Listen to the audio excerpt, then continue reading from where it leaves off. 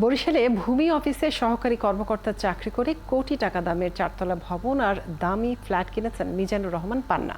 স্থানীয়দের কথা, ভূমি অফিসে চাকরি করলে সহজে করা যায় এমন সম্পদ।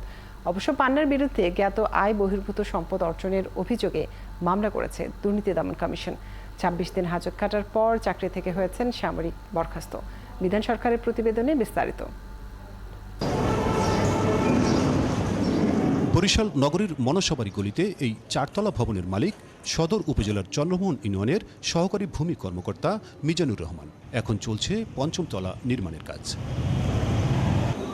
মিজানুর রহমান নিজের ও স্ত্রীর নামে কেনা ৪ শতক জমির উপর এই বাড়ি করেছেন ভূমি অফিসে চাকরির পর। এলাকাবাসীর ভাষায় ভূমি অফিসে চাকরি করলে এমন বাড়ি বানানো সহজ। এখন জন্ম সনদ দিয়ে খোলো বিকাশ স্টুডেন্ট অ্যাকাউন্ট। নিজের বিকাশ নিজে কর।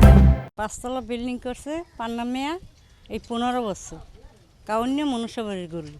কিভাবে কি করলো, সে কোথায় দিয়ে কি করলো, মানে এত বড় বিল্ডিং করলো, তাই ইনকাম মনে হয় ভালো তহসিল অফিসে যে কারণে লাগে তারা করতে পারছে, আর নাহলে পারে কেমন, তারা তো পারতে পারে না। নগরীর অভিজাত এলাকা রূপাতলী হাউজিংয়ে ভূমি অফিসের ২৪ জন কর্মকর্তা মিলে ১০.১০% জমিতে নির্মাণ করেছেন ১০ তলা ভবন। এখানেও মিজানুর রহমানের আছে ১৪০০ স্কয়ার ফুটের ফ্ল্যাট। মিজানুর রহমান পান্না, ওনার 4তলা এই বিল্ডিংয়ে 4তলা একটা ইউনিট আছে এবং ওটা ১৪০০ স্কয়ার। এই ইউনিটটা হলো পান্না স্যারের, এটা সে ভাড়া দিয়ে গেছে। এটা এখানে 5টা রুম। এখানে আমরা ১.৫ বছর এখানে, আর এটা হলো মিজানুর রহমান পান্নার বাসা। আরও ৩ জায়গায় ২০% জমির মালিক মিজানুর রহমান। এসব সম্পদ অর্জনে আয়ের উৎস দেখাতে না পারায় দুদকের মামলায় ২৬ দিন হাজত খাটেন তিনি।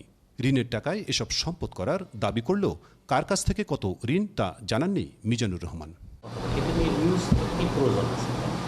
সেটা ঠিক আছে, আমি জাস্ট আমি আপনার সাথে দেখা করব। আমার কাছে এটা নিয়ে নিউজ করার কি প্রয়োজনটা নেই, সেটা মানে আমার ক্ষতি ছাড়া লাভ। দুদকের মামলার কারণে গত ২৯ মে চাকরি থেকে সাময়িক বরখাস্ত হয়েছেন মিজানুর রহমান।